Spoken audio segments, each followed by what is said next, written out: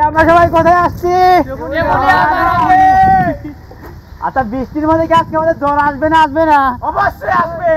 তাহলে সবাই বাসায় একটা করে না বানিয়ে যায়। ঠিক আছে, ওয়েট আজকে সম্পূর্ণ ভিডিওটা কন্টিনিউ করলেই বুঝতে পারবেন কেন আজকে আমাদের নাপা বড়ি খেতে হবে। আজকে আমরা আর বেশি দেরি না করে রকেটের গতিতে ছুটে চলেছি বাইক রাইড করতে। হ্যালো ভিউয়ার্স, আসসালামু আলাইকুম। আশা করি সবাই ভালো আছেন, আমরা ভালো আছি। এনিওয়ে, প্রথমে আমরা আমাদের সব জানেমানগুলোরে ভালোভাবে খাওয়াই নিলাম।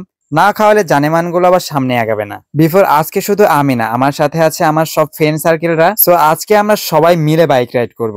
তবে আমাদের সাথে যে এমনটা হবে আমরা কখনো ভাবিনি। ওয়েদারটা স্বাভাবিক ছিল, তবে হঠাৎ করে এত মেঘলা আকাশ হয়ে গেল বুঝতেই পারিনি। তবে হাইওয়ে দিয়ে চলার সময় যে এক পর্যায়ে ওয়েদারটা এত খারাপ হবে আমরা কখনো ভাবতে পারিনি। দেখতে পাচ্ছেন যে কি অবস্থা আমাদের। তবে আজকে বাইক রাইড করার প্রোগ্রামটা কিন্তু হুট করেই হয়ে যায় আমাদের সবার। ওই যে কথায় আছে না, যদি বাইক থাকে সাথে তাহলে আর কিছু লাগে না। পার্সোনালি আজকে আমরা সবাই ভেবে নেই যেহেতু ভিজে গেছি তাহলে আজকে বাইক রাইড করবো বৃষ্টির মধ্যে ভিজে ভিজে। তবে এই ওয়েদার মাঝে বাইক রাইড করতে করতে আমাদের অবস্থা কি হলো সেটা একবার দেখুন। দেন আমরা ভাবতে পারিনি যে আজকে এত পরিমাণে মুষলধারে বৃষ্টি হবে। দেখেন আমাদের অবস্থা দেখেন, জাস্ট ওয়েদারটা বেশি পরিমাণে খারাপ হওয়ার কারণে আমরা সবাই চলে আসি এইখানে এসে দেখেন বন্ধুরা কি শুরু করছে। আর বেশি দেরি না করে যেহেতু ওয়েদারটা একটু স্বাভাবিক হয়েছে যার কারণে আমরা সবাই আবার বাইক রাইড করা শুরু করে দেই। বাট আজকে আমাদের জার্নিটা ছিল অনেক বড়।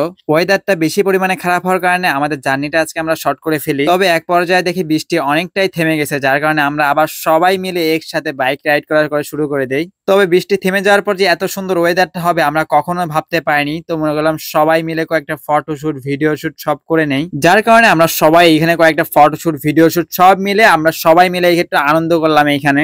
আজকে আমরা সবাই কোথায় আসছি? আচ্ছা, বৃষ্টির মধ্যে কি আজকে আমাদের জ্বর আসবে না? আসবে না? অবশ্যই আসবে।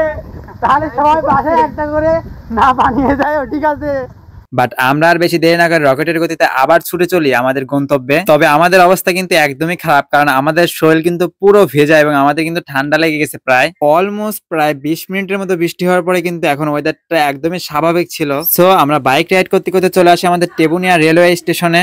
দেন আজকে যে বৃষ্টি হওয়ার পরে এত সুন্দর ওয়েদারটা ছিল মানে বোঝানোর মতো না।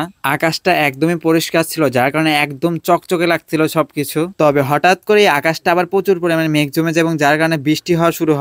বোঝেন একবার যে আমাদের কপালটা কত পরিমাণে খারাপ। আজকে কিন্তু আমাদের বাইক রাইড করাই হলো না। আদারওয়াইজ আজকে আমাদের বাইকগুলো এত সুন্দর লাগছিল, মানে একদম চকচকে বৃষ্টির মাঝে রেখে দিলাম। তবে আমরা বৃষ্টির মধ্যে না ভিজলেও আমাদের জানেমানগুলো কিন্তু বৃষ্টির মধ্যে পুরো দমে ভিজতেছে।